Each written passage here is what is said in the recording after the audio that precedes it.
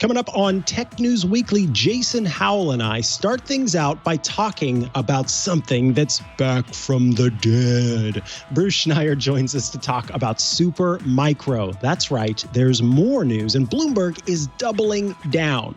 Then we invite in Rene Ritchie to give us the latest update on Epic Games and Apple, thanks to a new complaint filed in the EU. Plus, we kind of talk about what all of that could mean if these laws go through. Before we round things out with a conversation with Angela Lashbrook about what this pandemic and all of the screen time, including this right here, is doing to our brains and what we can do to help fix some of that as we move forward. Before we round things out with our stories of the week. There's so much to see, so much to hear on this week's episode of Tech News Weekly, so stay tuned. Podcasts you love from people you trust. This is Twit.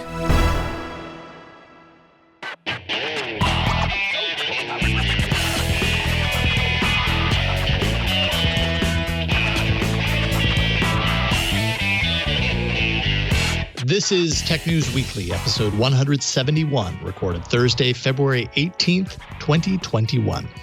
This episode of Tech News Weekly is brought to you by Casper. You deserve a fresh start this year. Reset your rest with supremely comfortable mattresses, bedding, and more from Casper. Go to casper.com/twit1 and use code TWIT1 for $100 off select mattresses. And by Conga. Experience Conga's new brand and have some fun by testing your trivia knowledge. They'll be donating to a charity that supports COVID relief efforts. Go to conga.com/twit today. And by IT Pro TV. Get a new career in IT with the best IT education around. Visit itpro.tv/TNW for an additional 30% off all consumer subscriptions for the lifetime of your active subscription. Use code TNW30 at checkout. Hello and welcome to Tech News Weekly, the show where every week we talk to and about the people making and breaking the tech news. I am one of your hosts, Micah Sargent. And I'm the other one, Jason Howell. Good to see you, Micah. Good to see you, Jason. Good to see you. I'm excited for today's show. We've got some great folks to talk to today. Yes, indeed. And we've got a story. It's like a zombie story. Back in 2018, you may recall, Bloomberg had a pretty huge report claiming that Amazon, Apple, and other major tech companies were found to have surveillance chips on their server hardware. Supply chain attack was the assertion here. And of this magnitude, it would have been huge if only those who were targeted in the piece were to have actually acknowledged the details as accurate. Only instead, there were denials all over the place that it even actually existed. And it was really difficult to even point to hardware and say, hey, see, there it is. This is the thing that Bloomberg was writing about. So bizarre to say the least. Now Bloomberg is back. They're doubling down on it with new reporting, and joining us to talk about supply chain attacks in general and the likelihood of all of this, given what we know through these stories, is Bruce Schneier, computer security technologist, and just welcoming you back to the show. It's good to have you back, Bruce. Yeah, it's nice to be here to talk about this truly weird story. Truly weird, yes. So, okay, so before we get into now, let's get into then. 2018, Bloomberg, made all of these assertions as far as their reporting, and Bloomberg's no fly-by-night journalistic outfit. So it was interesting to hear them go so hard on this story and then have nothing but denials. What makes supply chain attacks dangerous, first of all, and what were they asserting then that was so difficult to prove? So this seems to be the year of supply chain attacks. We're seeing them again and again. And the one that's big in the news is SolarWinds. Right? SolarWinds Orion, a network management software package used by hundreds of thousands of networks. The Russians infiltrated their update server, put a vulnerability in an update, downloaded to 18,000 users worldwide, including a surprising amount of the U.S. government. And then the Russians used that as an entry point into the networks, and more things happen. The attack is bigger than SolarWinds, but SolarWinds is a piece of the supply chain that is being leveraged here. Office 360 was another thing being leveraged. There have been other attacks we've read about, Malwarebytes, Another one of the antivirus companies, the name escapes me. But these are examples of we can't attack who we want, so we go after something they use and get in that way. We saw software libraries being attacked a couple of weeks ago. If you can attack a software library that's used by a company in a product, you get your vulnerability into the product. It really leverages how interconnected everything is, how weird the infrastructure is. And it's a really fruitful avenue of attack, and one the Russians used to great effect. So this is about China. This is a particular supply chain attack in the hardware. So the stories are worth reading, and I blogged about it just recently. The 2018, there were 2 Bloomberg stories. These are not short little news bits. These are long investigative stories based on a lot of interviews alleging that the Chinese put basically a spy chip onto motherboards that were then sold into data centers. A really big deal, if true. And like you said, everybody denied it. And more weirdly, there weren't follow-ups by other news organizations. In the end of it, I was skeptical because what I said is, well, where's the chip? If this is true, someone should have shown me a photograph of it, right? There's physical evidence. Somebody has it. Now, here we are a week ago, Bloomberg is back again with a very long story saying, look, what we reported in 2018 was just part of it. There is this massive hardware supply chain attack, mostly involving Supermicro Corporation. This is the company that's making these motherboards, and that they are being used to spy. And more importantly, the U.S. government knows about it, knew about it, is trying to solve it, and is also covering it up. Right? So now there's a conspiracy theory, so now we can explain why everyone's denying it, but yet someone should be confirming it.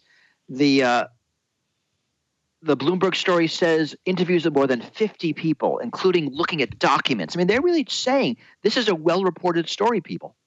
But again, the New York Times, nothing. And it's hard to know what to believe. I know somebody who has a startup company who has money from DOD to try to mitigate this sort of problem. And he says, yeah, this is real.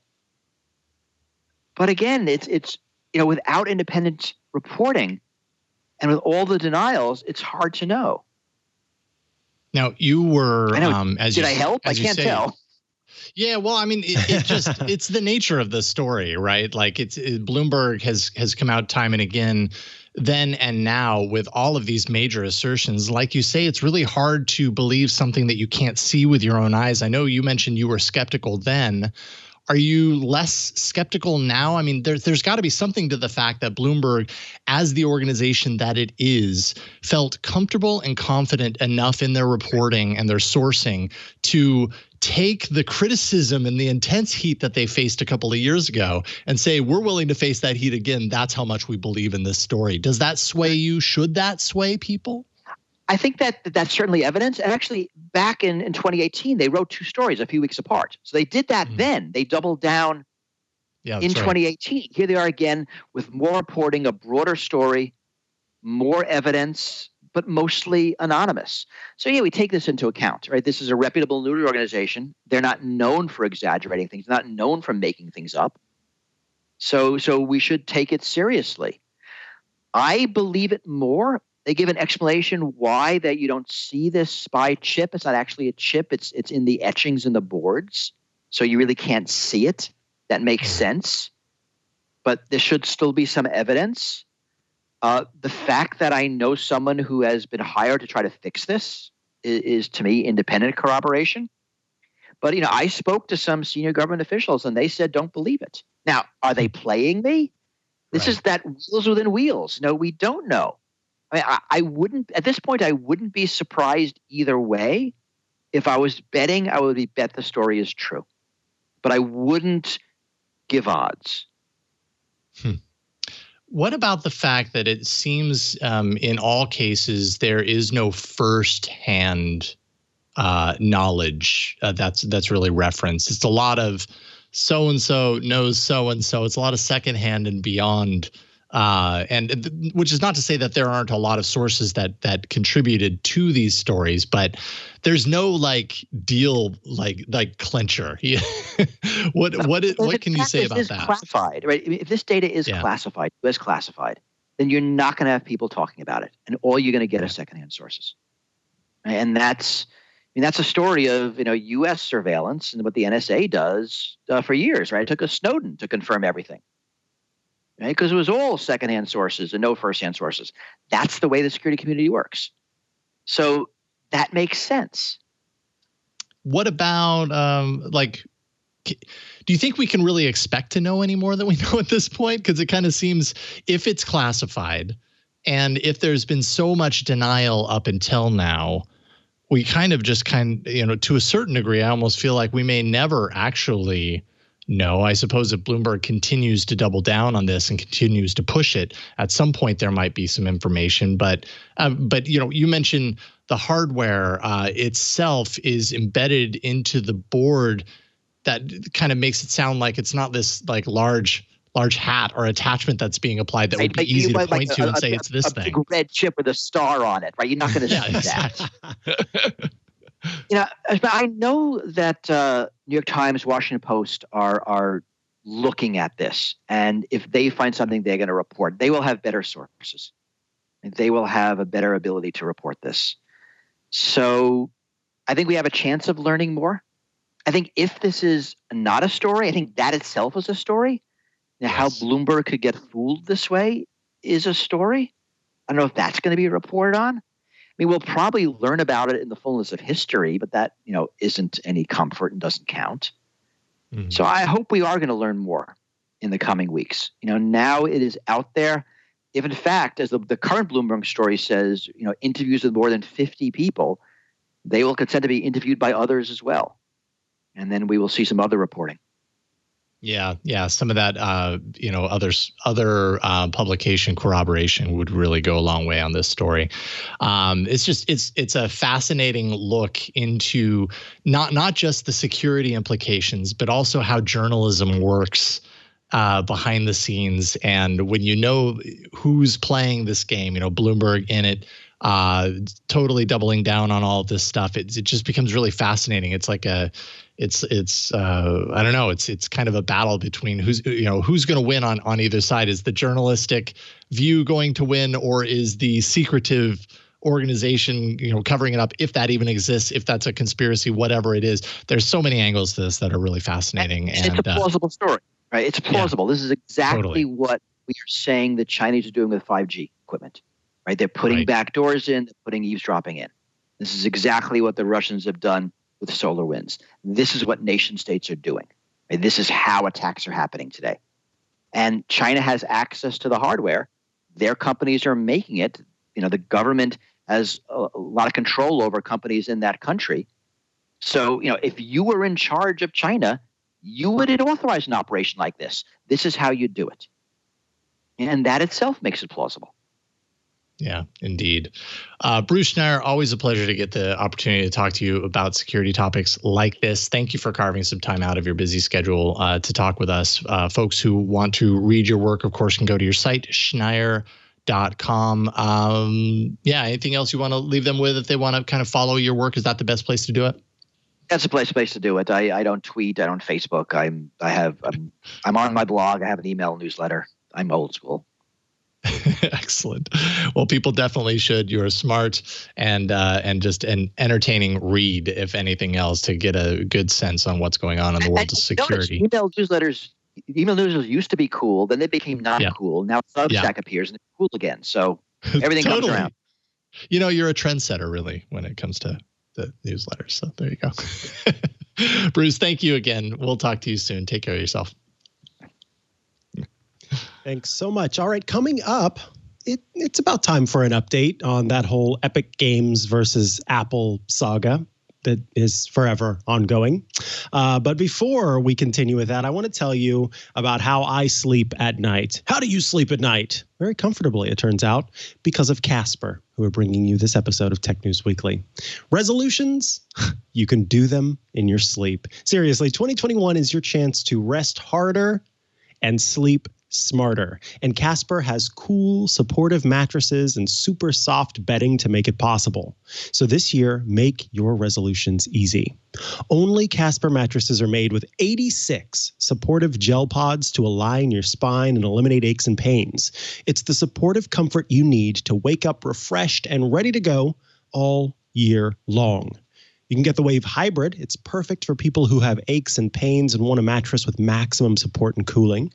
For the most plush mattress, you can check out the Nova Hybrid for a plush feel that doesn't sacrifice support, or try the one that I love and use every single night. It is the popular Original mattress, the one for sleepers who want both support and cooling.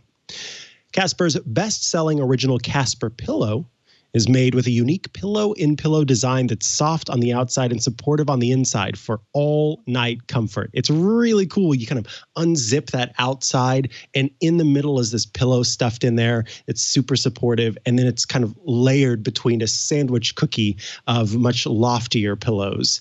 And it all zips back up, zips closed, and you lay on that thing, and because of all of that pillow delight, TM, you can get, it's like the pillow never gets flat. You don't have to constantly be fluffing it again. It's so great. Casper doesn't just make pillows and mattresses, though. It makes everything you need to refresh your whole bedroom this year. From its super soft percale sheets to its all-season down duvets, all the way to its cozy, calming, weighted blanket. That's right. Casper's in on the trend of the weighted blanket. You will find what you need to refresh your whole bedroom. I have talked a lot about Casper because it's not because they're a sponsor. It's because genuinely, I love this mattress. I love the mattress when I got it. And anytime someone recommends them or asks me for a mattress recommendation, immediately, Casper.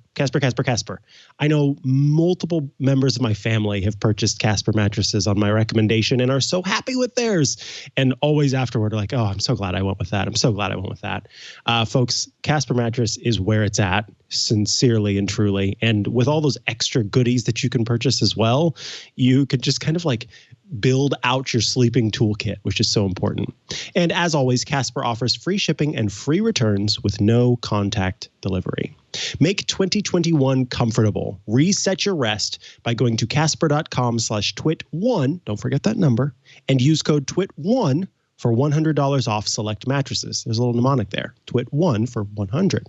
That's code TWIT1, TWIT1 for $100 off select mattresses. Terms and conditions apply. You can go to casper.com for more details on those. Thanks so much, Casper, for helping me sleep soundly every night and for sponsoring this week's episode of Tech News Weekly. Alrighty, folks. So we've got some catching up to do. And you may have heard about the whole Epic Games and Apple saga that took place quite a while ago now. And maybe you thought that, things had quieted down and that all was good and well in those camps. But it turns out there is more happening. There is more to it.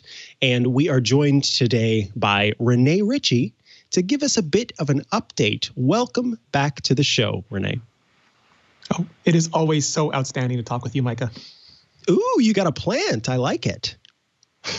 I moved it. It was a previously hidden plant, and now it is slowly taking over. That means it's growing. The plant moved itself, actually. Yes, exactly. It did. It grew more towards you because it's like plant. A beacon of light.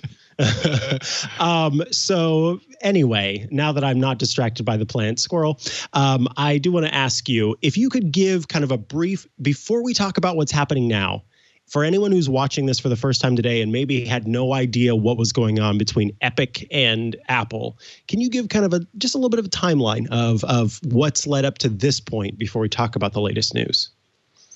Sure, absolutely. So Epic updated their app and they included something that they called the drop. And it turned out that what this did was code that they enabled over the server that switched to alternate payment methods in iTunes, not in iTunes anymore, the App Store and the Google Play Store, which meant that people could pay them directly and not have to give a cut to Apple or to Google.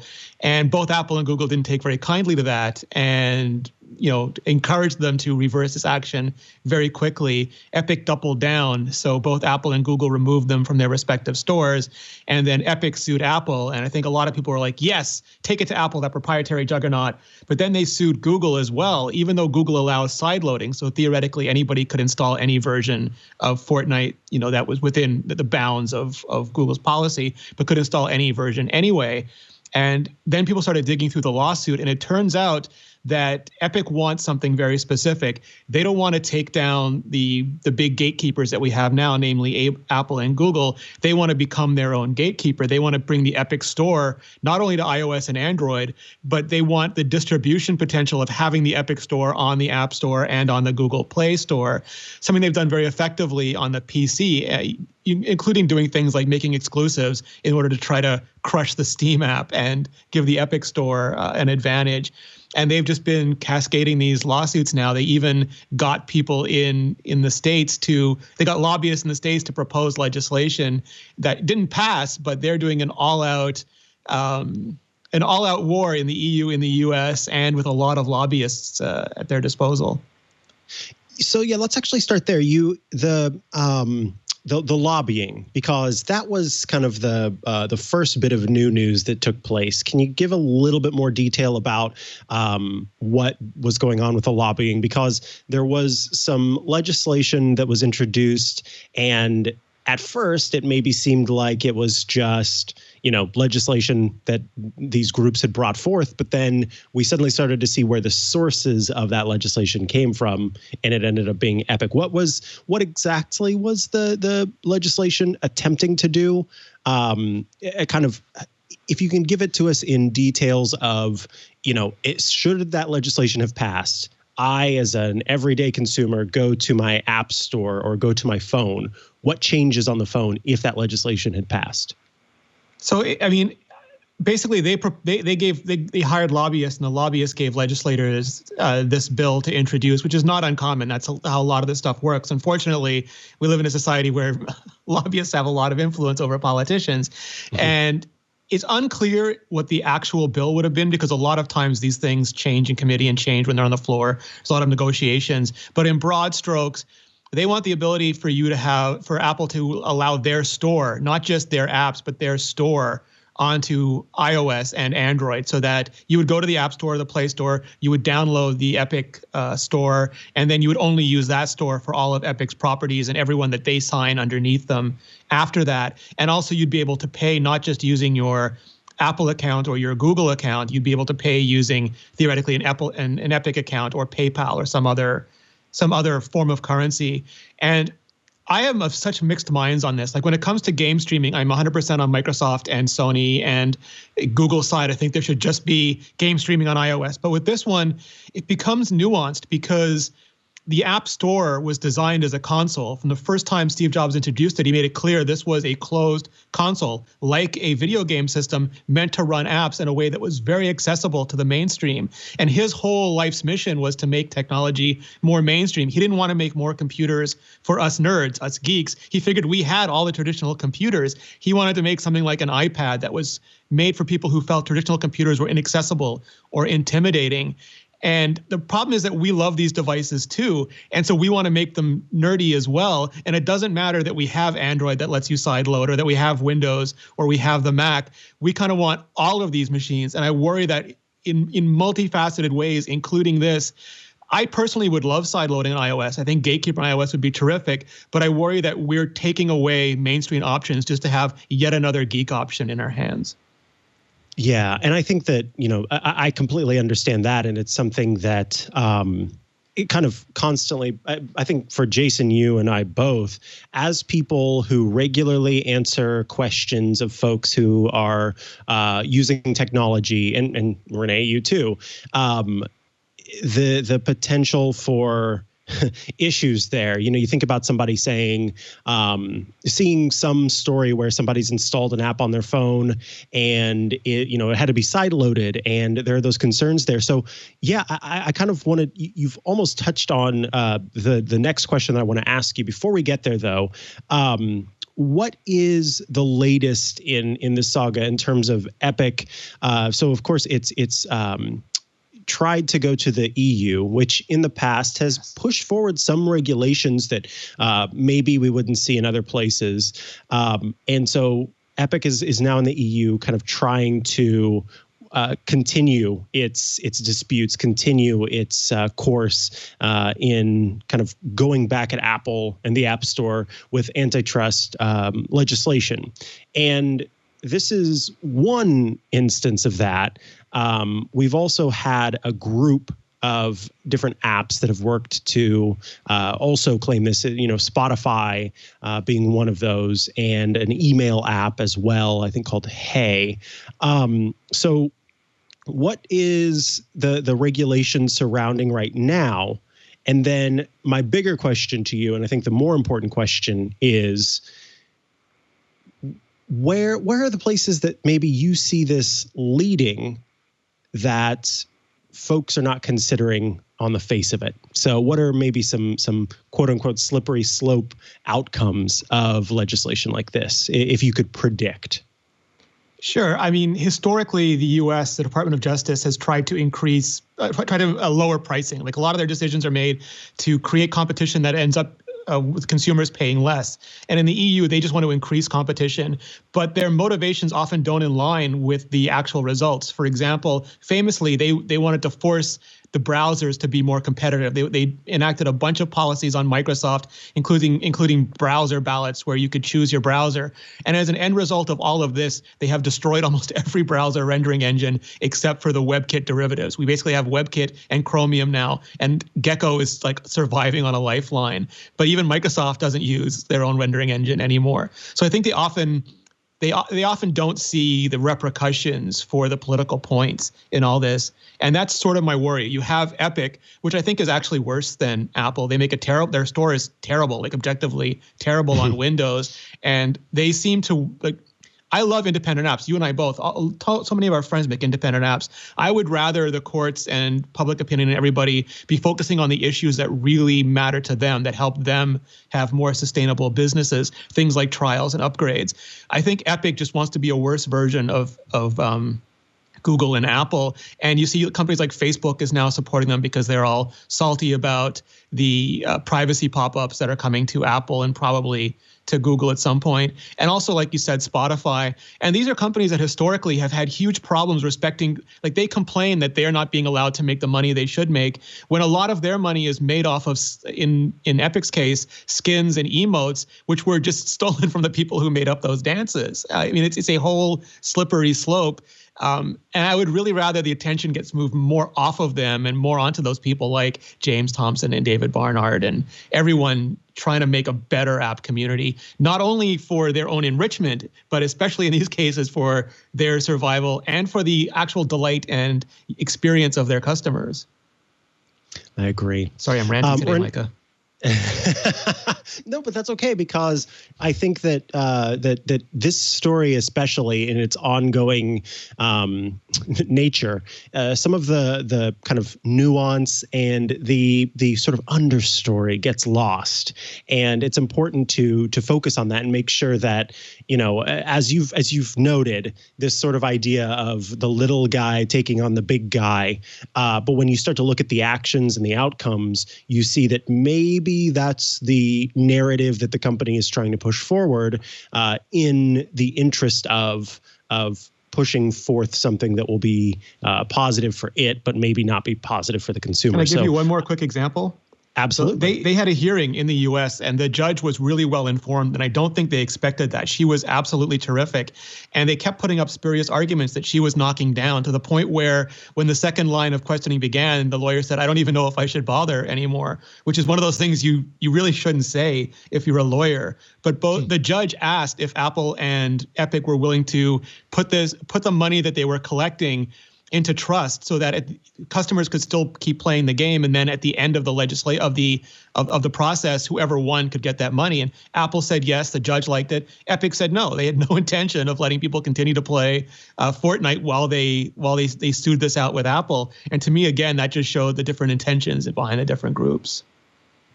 See, There you go. Rene Ritchie, I want to thank you so much for joining us today to give us the latest update here.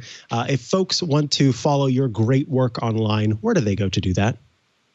Well, they can see me right here on the Twit Network every Tuesday on MacBreak Weekly with Leo and Andy and sometimes Alex and assorted guests. And otherwise, I'm at youtube.com/Rene Ritchie. Awesome. Thanks so much for joining us, Rene. We appreciate it. Thank you. Great to talk to you. Thank you, Rene. All right, up next, nearly 1 year of shelter in place, at least here where we are, almost 1 year in. How are our brains doing with all of this screen time? We're going to talk about that in a moment. But first, this episode of Tech News Weekly is brought to you by Conga. If you're ready to evolve your operations, streamline your workflows, create and deliver digital documents, quotes, contracts more effectively, well, then you want to check out Conga. Conga helps businesses digitally transform their commercial operations. Other companies may be stepping away from opportunities like this, but Conga actually believes this is the perfect time to keep moving forward. The manual processes that were once conducted in person that we were all so very used to and in office, obviously that all came to a halt when the pandemic hit. Businesses suddenly found themselves and still finding themselves limiting contact, working from home. Of course, we got to hope that at some point we're going to head back into the offices eventually, but the need for digital transformation has really just catapulted from an aspiration, something that's maybe somewhere down the line in the cards, that sort of thing, to a non-negotiable requirement. And Conga offers the most robust solution for digital document process and commercial excellence transformation. They have an end-to-end digital document transformation suite that can actually help you automate and optimize your daily documents and contracts, all, of course, to save time, but close business faster and empower your teams so that they can work with more purpose together. Conga Composer is just a great way to power up your customer engagement as well. With Composer, digital document generation from Salesforce is quick, it's error-free every single time. It's beautiful templated documents directly from Salesforce that you can actually create. You can automate your templated documents so they'll always be built with the right data. So you know the right data is being thrown in there.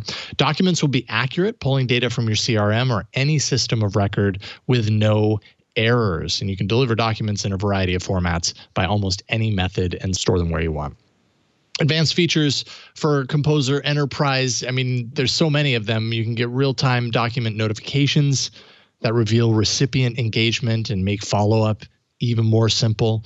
With Conga Batch, you can consolidate, schedule, and deliver the documents you create with Composer.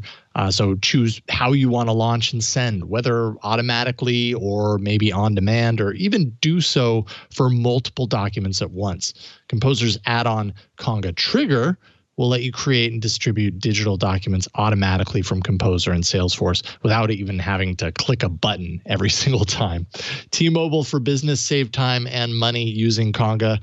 T-Mobile sales reps didn't have the necessary key capability in their sales proposals. Their customers couldn't see the proposals in writing, or they had to create additional documents that were time-consuming and caused errors. Well, with Conga Composer, T-Mobile's sales promotions have never been clearer, easier, or more beautiful. What once, it actually took them 24 to 48 hours, 2 whole days to file a case and request a ticket, it's now an instant report. Think of that time savings right there. That's 2 days right there. Sales teams now avoid multiple systems. T-Mobile has seen a 25% increase in user adoption, which ultimately that just means they're getting paid faster. So Conga is committed to improving how people do business at a much larger scale with additional resources. They know that we're all in this together. So experience Conga's new brand, have some fun at conga.com/twit. And you can actually test your knowledge of trivia and share on social. Conga will take the results and will donate it to a charity that's supporting COVID relief efforts. That's conga.com/twit. We thank Conga for their support of Tech News Weekly and the Twit Network. So it was just this morning that I got into a conversation with my wife, and we were talking about just the sheer fact that we're about a year into this shelter in place and how, like this situation or not, we've kind of found our groove, right? Like we've got the kids in school, we've got our work from home, and how like a year ago, these changes were very hard to understand or accept, let's say. And here we are a year later, and it's kind of normal. It's not ideal, but it's kind of normalized at this point. One thing that we've noticed that's really felt very imbalanced, both in ourselves and in our children, is the amount of screen time. Being home all the time kind of means we have less options for external distraction, things to involve ourselves with. So we turn to the screens. We're there for work, we're for play, in some cases, relaxation, connection, zoning out even. I mean, so many opportunities to be on our screen. And joining us to talk about what all this screen time can actually be doing to our brains, both now and when we finally emerge from this state that we're in right now, is Angela Lashbrook, returning from Debugger. Welcome back to the show, Angela. Hi, thanks for having me. Yeah, you bet. I'm happy to get you on today to talk about this because like I said in that setup, it's near and dear to my heart. We're certainly struggling to try and find the balance, which really seems to be the big challenge right now when it comes to screen time. So you start your piece talking about all of the ways that we're engaging our senses in less dynamic ways. Maybe start by talking a little bit about that. Yeah, I mean, when you're out in the world having a real life experience, you're smelling things, you're tasting things, you're hearing things. And when you are, just like engaged in screen time, you are not getting all those sensory cues. And when you don't get sensory cues, you have less to remember. So that is a big thing about, it's going to make it weird to remember what we have been going through because our memories are going to be so flat. Many of us anyway, not everybody, obviously. Right. Yeah, no, I thought that was a really great point. I have, for myself, I have a kind of a fluctuating journaling practice. And part of, and I've been doing this for the last 3 years, let's say. Mm-hmm. But in the pandemic, I've realized journaling is actually really good. Yes, for my mental state, but also to kind of remember what it was like to be here, because this is such a historic time. And if people, what you point out in your piece that I thought was really interesting is this idea that when we're tweeting out or we're sharing on social media what's happening in our lives, yes, it's one way of documenting it. It's one way of putting it, setting it in some sort of stone, but it doesn't give our brains the opportunity to really invest ourselves fully in that experience in the way that we may have, 15, 20 years ago, where something happens to us and we have all we have is our brain to remember that experience. And so we invest ourselves more fully into it. All of it's on the screen now, and it's easy. It's almost like throwing it in a junk drawer. Yeah. And it's interesting that you mentioned the historical record of Twitter, because it's like, it'll be really useful for researchers. But in terms of research shows that when you perform, like when you take notes or take photos or whatever for social media, you're not going to remember it as well. You're not going to get the same satisfaction as if you did it privately. So it's not as good for you, but it is good for maybe 20 years down the line. Yeah, maybe so. I keep going back and forth with my Twitter account. Like, do I really want to keep it? Like, I've been on Twitter since I think 2008. So I've got a lot of tweets there. And I look at it as like a historical kind of, a view into my life. But then do I ever really go back and read all those tweets to know? Like, no, I don't know that I ever will. So who the heck knows? But getting back to the topic of the article, so much in here that I really connected with and resonated with. Using a phone to escape from things like uncomfortable feelings or boredom, all the many reasons that we turn to our phone and doom scroll or whatever it is, that's nothing new. What's different about how that's being used now while we're kind of at home so much? And how are we utilizing this screen time differently than before, if at all?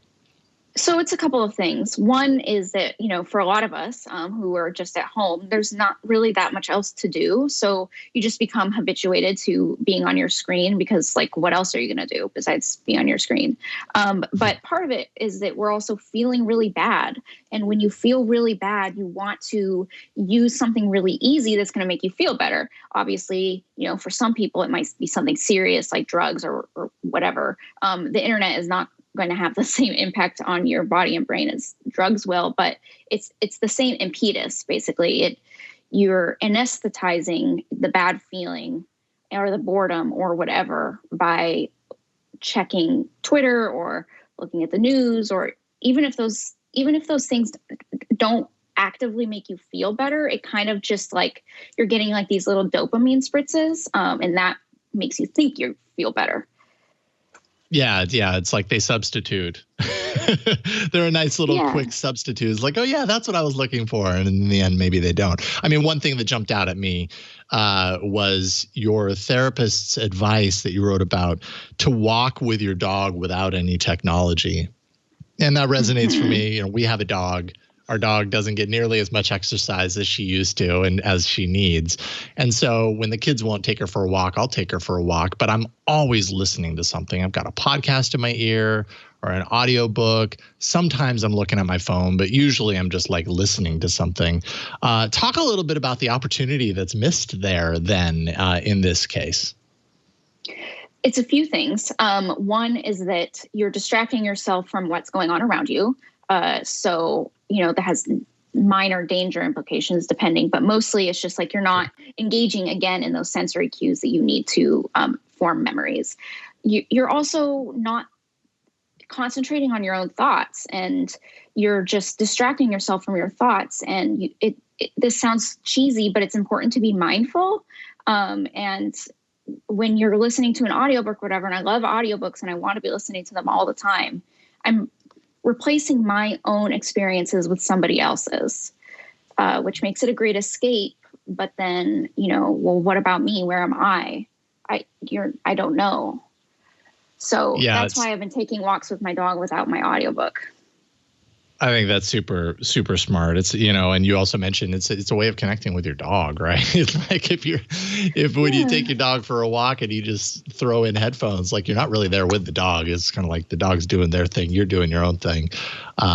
So there's something to be said about that too. That, it's not an interpersonal connection, but it is a connection with another being. And that might be a nice alternative if we, barring any other options as well.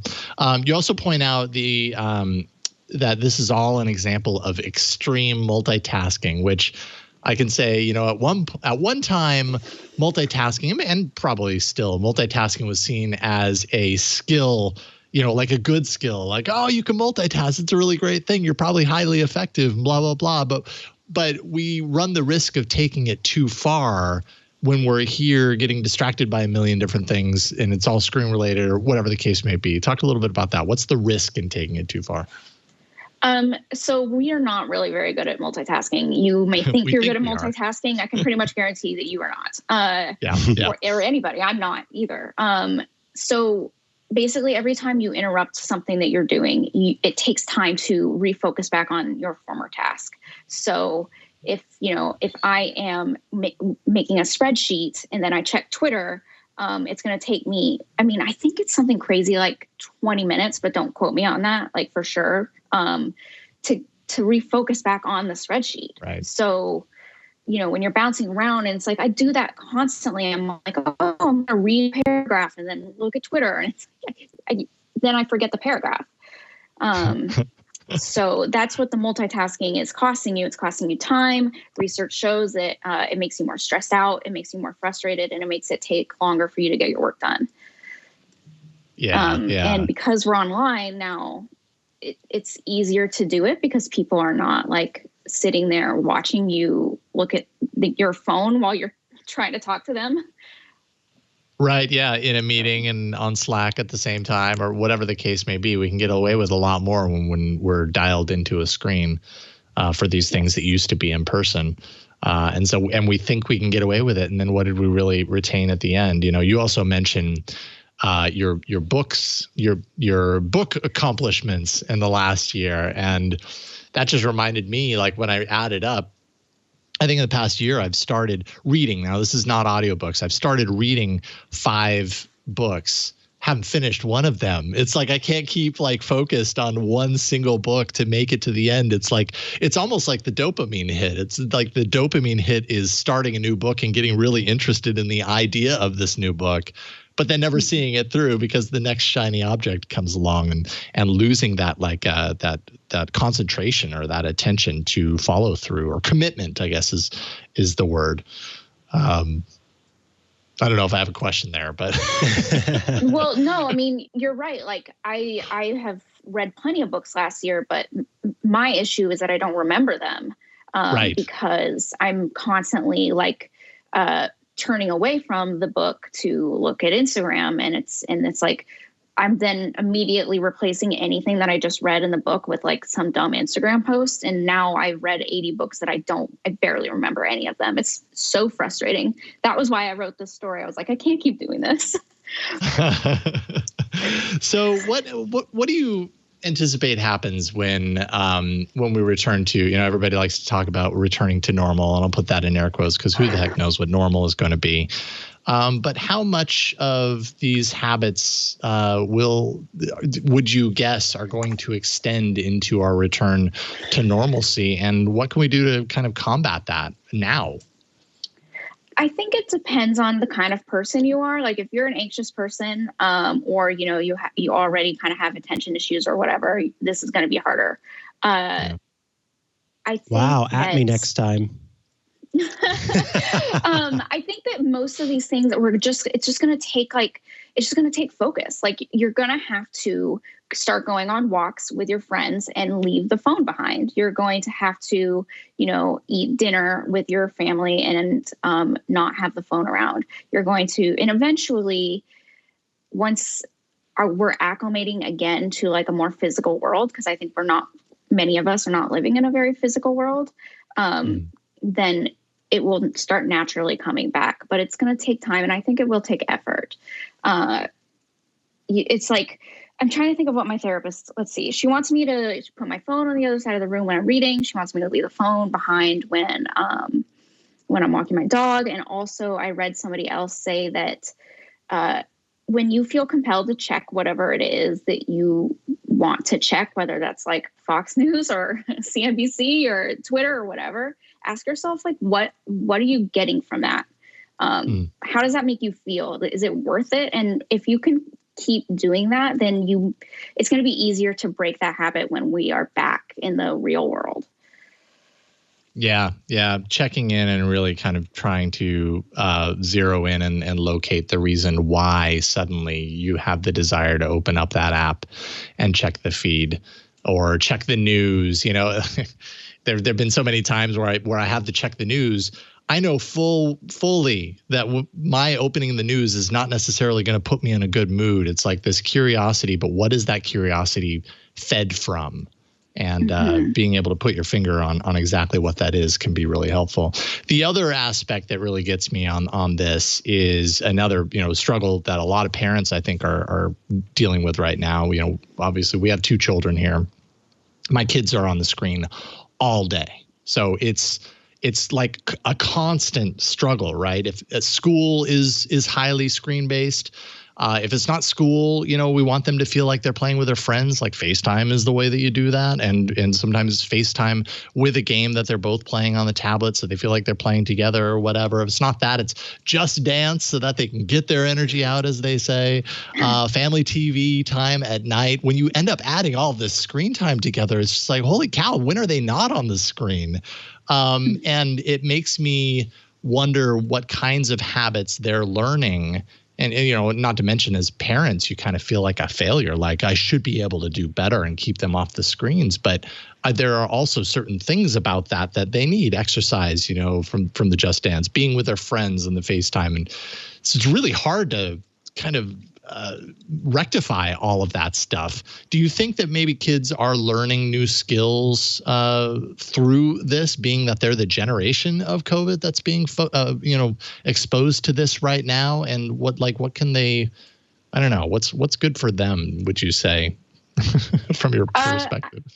I mean, I didn't focus on kids, so I can't say specifically, but kids are very resilient, and I'm guessing that it will be easier for them to go back into a physical world than it will be for us. Like we're old. We are totally not fast learners. They're fast learners. It's going to be a little easier for them. In terms of what they're learning, I mean, I guess they're like probably getting better at knowing maybe when the screen is making them feel bad. Whereas for us, because we came to it a little bit later, we haven't like developed a deep relationship with it the way the kids have, if that makes sense. Yeah. Yeah. I don't know though. Yeah, I know. I realize you didn't focus on kids in your article. It's something that came up for me, and so, it is a constant struggle. I know I'm speaking for a lot of parents out there that are in the same position.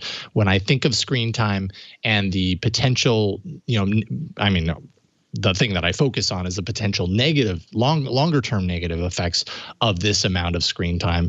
That's the thing that I concern myself with most is how do I give them the tools to be I don't know, to find some sort of balance, I suppose, to find a good level of balance, considering the fact that there's so much of that they have to do in order to go to school or whatever. And it's kind of an impossible situation. I think you're right, though. Kids are very resilient. They'll come out of this. Well, we'll just have to be good parents still on the other side of this and kind of rein them back a little bit.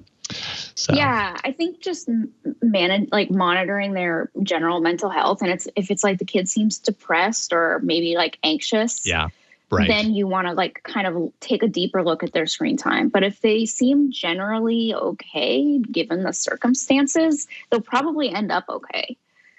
Yeah. Totally agree. Well, I really appreciate having the opportunity to talk with you again, Angela. Angela Lashbrook, of course, writes for Medium's Debugger. That's debugger.medium.com. If people want to follow you online, where can they do so? You can find me on Debugger. I am on Medium /Angela Lashbrook, I think. And then on Twitter, I am lemons and, so like the fruit, lemons and that's where I'm best. Awesome. Thank you so much for your time, Angela. We'll talk to you soon. Thank you. Bye. All right. Take care. Bye. All righty, folks. Up next, we've got our stories of the week. But first, I want to tell you about the incredible, the amazing, the ever supportive It's IT Pro TV. The tech industry is rapidly expanding, and the demand for IT skills in the workforce is growing as well. An IT career can be rewarding and have longevity, which is something, frankly, we could all use in our working lives. They don't just teach you IT skills at IT Pro TV, though. They teach you the skills that are in demand. You want to be valuable to your future employers, of course, and you will with IT Pro TV. IT Pro TV tells you what those jobs are and how to get certified for them. One of the best things about IT Pro TV is its wonderful teaching style. In fact, IT Pro TV has 7 studios open Monday through Friday, 8 a.m. to 6 p.m. Eastern. Since 2013, IT Pro TV has been around, and in that time, they've built out 7 studios. Incredible, where they are going to teach you the ins and outs of IT while keeping it entertaining and fun. One reviewer said, "This site has helped me with 2 certifications." And get this is, I think, super cool. And of course, this is me editorializing the quote, but here comes the quote now. "And also as the supplemental material for my grad school classes. Give it a try. You won't be disappointed." That's right. The grad school class said, "Hey, you want to get this degree, go ahead and check out this site to learn more." And it was IT Pro TV. There's like no better endorsement, I think, than that. Incredible. Get the certifications you need, all from the safety and comfort of your own home. You're going to be able to learn at your own pace and schedule. And with more than 5,800 hours of IT training available to stream, you're going to find the right content that fits your educational goals. By the way, February this month is Project Management Month at IT Pro TV. You can check out IT Pro TV's webinar that's on demand. It took place on February 11th. It's called Navigating the Future of Project Management. IT Pro TV has courses in PMP, ITIL, Service Management, and Agile, all of them. You can get training in Microsoft, Cisco, Apple, Linux, and more. They are also the only official video training partner for CompTIA. You can get one of their learning coaches along with all of their wonderful job resources to help guide you on your career path. You will always be supported with IT Pro TV's amazing team. For more insight about IT, check out IT Pro TV's podcast Technado with Don Pizzette, featuring industry guests and IT news recaps for a deeper dive into the IT realm. You like podcasts? You should check out Technado with Don Pizzette. Get a new career in IT with the best IT education around. That's itpro.tv/TNW. And all you have to do is use the code TNW30 to get 30% off all consumer subscriptions. That's itpro.tv/TNW and use code TNW30 for an additional 30% off for the lifetime of your active subscription. IT Pro TV. Build or expand your IT career and enjoy the journey. Thanks so much to IT Pro TV for sponsoring this week's episode of Tech News Weekly.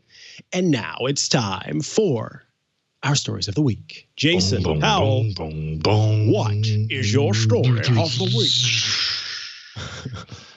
If we had a soundboard, that's what it would do. Okay, my story of the week. This just broke, I think, before showtime. I hadn't seen it before today. The Oculus Quest 2, of which we are both owners of them, right, Micah? You have a Quest 2. I also have a Quest 2. I do have a Quest 2. Excellent. I do have a Quest 2. Well, the Quest 2 is getting a pretty useful update here that I would be looking forward to testing out, if not for one key detail, which actually, now that I think about it, is like a good kind of addendum for much of the Quest 2. It's like, it's amazing, except for this one thing. Yes, it keeps happening. So what is the feature? Multi-user support and app sharing. This is really useful, I think, for people who want to, well, obviously have more than just one user on a particular headset. I have, a headset, and then, of course, my kids enjoy doing VR. We do it together. And so it would be really nice for each of them to have their own account that they could log into, so that, for scores and for avatars and all that kind of stuff to keep it synced across. So there's going to be an admin account capability. So you have the main admin account, and this would be the account, from my understanding, that has all the games and apps and everything that you've purchased. So the main library is on that admin account. And then that admin account can set up to 3 other accounts on the headset. Any one of those other accounts on the headset can use the apps and the games from the main account. And so that's really handy, right? And then everybody, I think, would have their own avatars and all that kind of stuff. Oh, kind of like super handy for me and my kids. Like I said, we do game together when it comes to. There you go. Okay. This kind of like a Netflix login, right? He's gone. Okay, Micah's going to be doing VR for the rest of the show. It's cool. Yeah. I got this, Micah. Cool. He's going to be lost in Facebook land. I think this would be super useful, except Facebook is doubling down on the account requirement that is the main asterisk, the main kind of thing that I didn't care about with the Quest 2, and I'm not alone on that. That basically means that every user must have their own Facebook account in order to do this, which I guess that kind of makes sense. If they're requiring it for the main account, obviously they would require it for others. But I was kind of hoping there would be the ability to have multiple users on the device that aren't tied to a Facebook account. Exactly. Would that not solve the issue? Because what you would have is, then yes, one family member has to have an account, but then that complaint of like, everybody has to have a Facebook. I don't really want my kids to have a Facebook account. If you could just use the Facebook account as the login, I think that would be that would kind of solve some of the issue. Of course, I don't want to have a Facebook account either, but if I didn't have to make my kids get one. I think that that's a good thing. And it's not like Facebook needs more users. It's one of the most populated social networks. They will always thirst for more users. That hunger never goes away.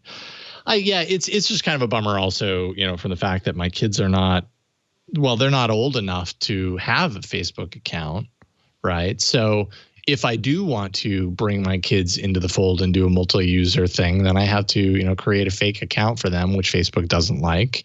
And I just don't want to really create a Facebook account for them anyways. So it's just another way Facebook gets you. They get you locked in. But if you want to find this, it's found in the experimental features area of settings. Once you activate it, you'll get a little accounts button in the sidebar, the settings sidebar, and then you can just flip right over and everything. I mean, really, when I think about it, I understand why. I mean, outside of the fact that Facebook just wants more lock-in and user accounts, and they're using the Facebook kind of network, I think, for the social graph and all of these things. I guess it makes sense that every user would have their own Facebook account, because that's probably how you end up tracking each individual user's stats and scores and all this kind of stuff. If it's the way that you were talking, Micah, which I would prefer, you end up in the messy realm of that main admin user having all of that information lumped onto their data stream, and maybe that's not ideal for. I guess that's not ideal either. Yeah, I don't know. I suppose if it was separated, so you could go on. By the way, I'm using the pass-through cameras right now, so yeah, that's why I know where to look. So I suppose if it was separated, where you could say, okay, I don't want you to connect this data with what I'm actually, doing throughout the rest of Facebook. So when you kind of like all those sites that have privacy, what is the word I'm looking for? Privacy portals, where you can go in and say, delete this data, delete this data, delete this data. If you could do that with the, specifically the Oculus stuff, or if they were going to engineer this, just be smart about it in general, so that in those other user accounts don't influence. But I don't know. Yeah, in my world, I don't want any of what I do to influence any of what some site knows about me. So it's still a bummer as a whole. That, as you said, I think anybody can guess, because I hear this with anybody who talks about the Oculus, is the new, the Quest 2. Everybody says, I love it, except one thing. And we all know what that one thing is. And we're kind of all just like, yeah, that stupid Facebook login. Yep, indeed. I'm right there with you. So anyways, ultimately, this is a great feature that I won't use. I'm just going to continue doing what I'm doing. So boo-hoo for me. Not the end of the world. What you got, Micah? Well, I'm going to take this off, and then I will tell you about my story. I don't know why you would want to take that gigantic VR headset off. Since I upgraded it with the new headband that has the battery pack built into it, it's actually a lot more comfortable. It's got this twist wheel on the back that you can. I need to get one of those. I need to get one of those. You absolutely one that should. Ships with it is horrible. Yeah, the one that ships with it is garbage. That one is really nice and how it fits on your head. And it changes the way that the headset itself is sort of pushed onto your face. It sort of distributes the pressure a lot better. And so it's a more even seal. And then it also comes with this weird eggy case. This weird gray egg case. So yeah, you can put all your stuff inside. Protect it. Yep. Yeah. Love it. Any hoodles. My story of the week is, I think, a big one that folks have probably maybe heard a little bit about. And that is everything that's going on over in Australia. So for some time, there's been this ongoing complaint about Google and other social media sites kind of stealing. This is, the allegation that these sites are stealing the what is the word I'm looking for? The traffic of different news sites. And so the idea is that, I can go to Google and I can type in how to drain hot water heater. And by the way, folks, you should drain your hot water heater once a year. That's as an aside. And if you're not, then you are reducing the ability of your hot water heater quite a bit. And so, yeah, you should definitely make that happen. But anyway, how to drain a hot water heater. And instead of going to the link to the site that tells me how to do it, Google will pop up some things right there in the Google search results.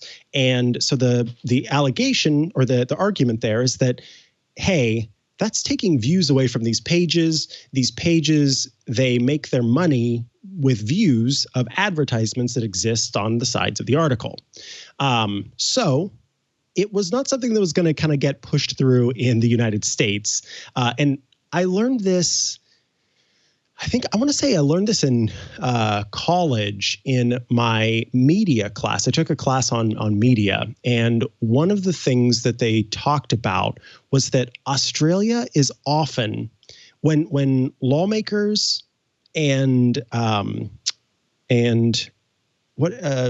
remind me, Jason, the term lobbyists, never mind. When lawmakers and lobbyists are looking at laws that they want to introduce in the United States, and, I apologize to those of you who live in Australia who may be a little bit bothered by this, but when lawmakers want to introduce laws in the United States, they will often work through their channels of lobbyists and lawmakers in Australia to try it there first. And this is especially more common in technology laws and regulations. And so you can almost look to Australia as a bit of a crystal ball or a bit of the tea leaves at the bottom of the cup to kind of see what might be coming to the United States or see if something like this could happen in the United States. And so I think that's what makes this doubly important, even for our vast listenership that's here in the United States. These news organizations said, look, we're tired of this. And we're not going to take it in the song place at this point. And what we're going to do is introduce a bill to try and put forth a law that helps these individual news media and digital platforms make money on what they see as stolen views. And so two things happened. Google decided to play ball. And so Google said, okay, we're going to have a deal where we are going to pay money to the sites for which we display this content. And that is kind of, since you're not looking at the advertisements on the page and you're not getting the views through that, here's how we're going to do that. But Facebook did something very different. Facebook said, okay, we're not playing ball. We're going to try something else here.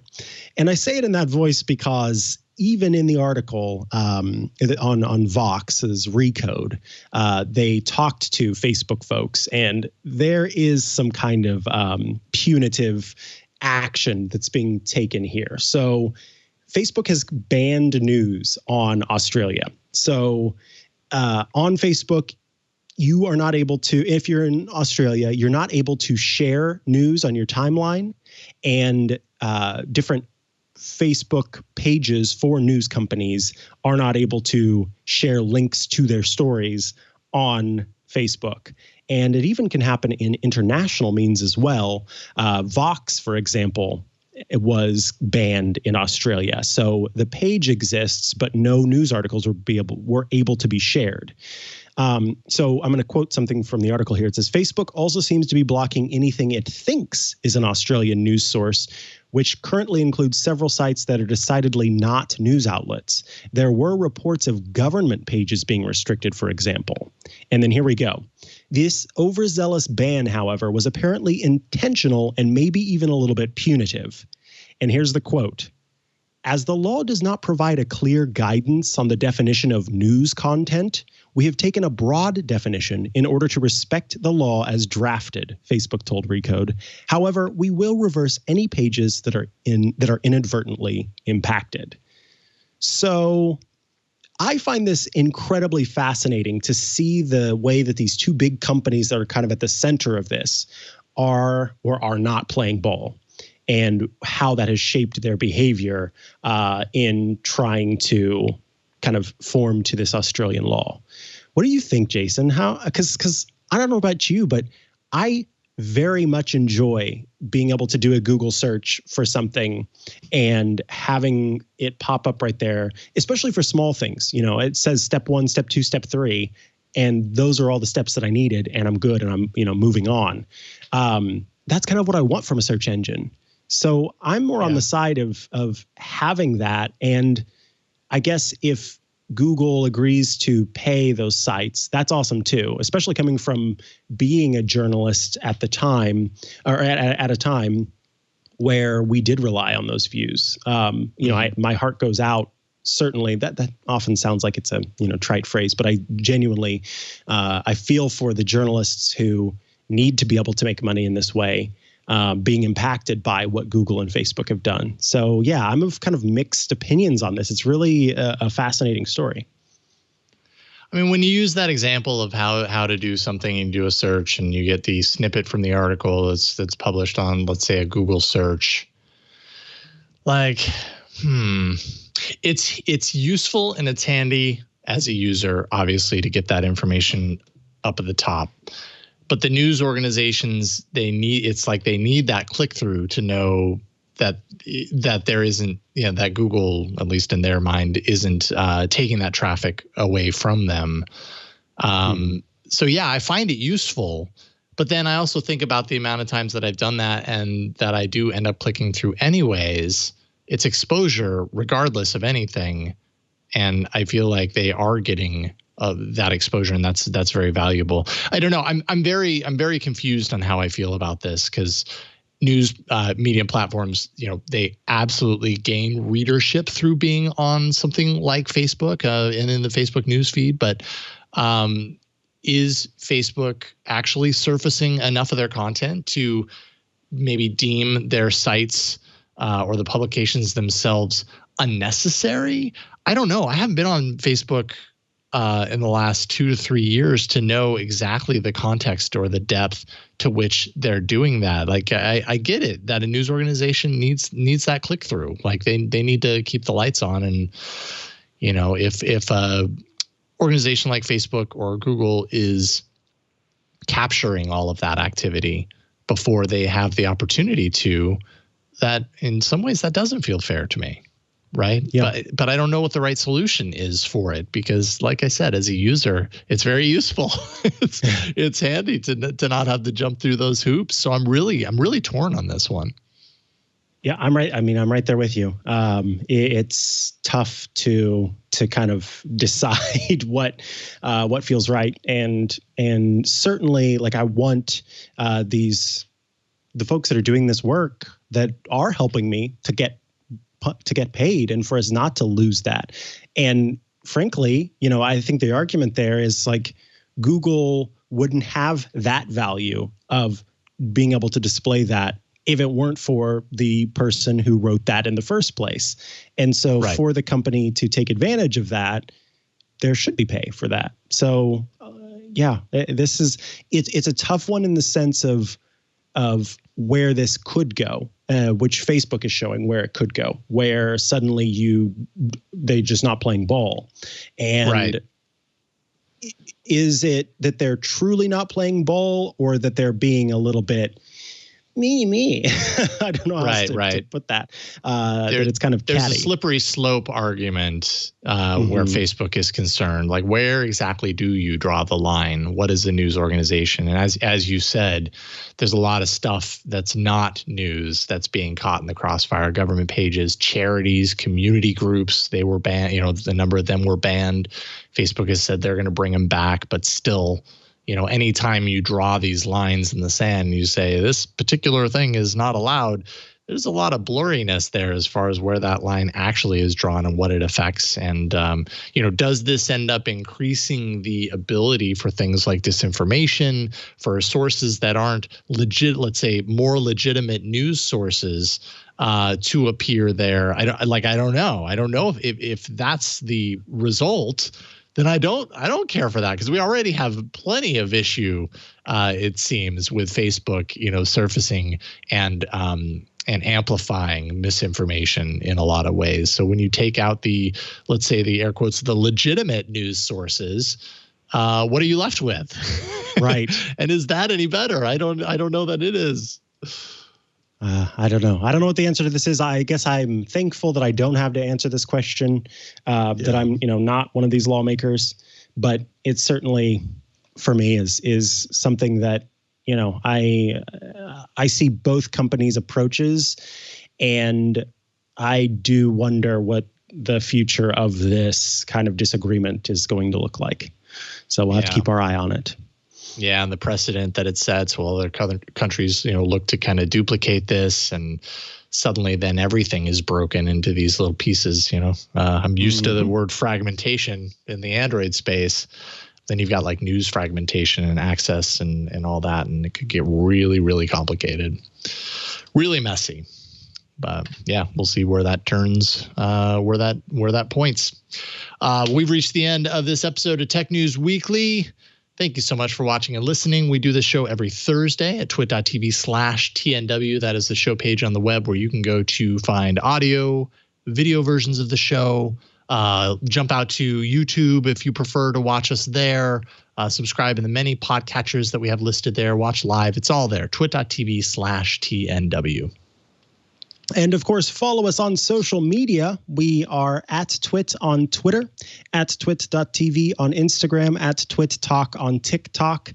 And if you want to follow me on social media, you can pretty much find me at Micah Sargent on any of the social media platforms, or head to chihuahua.coffee, CHIHUAHUA.coffee, which is the place where I've got links to all the places I exist online.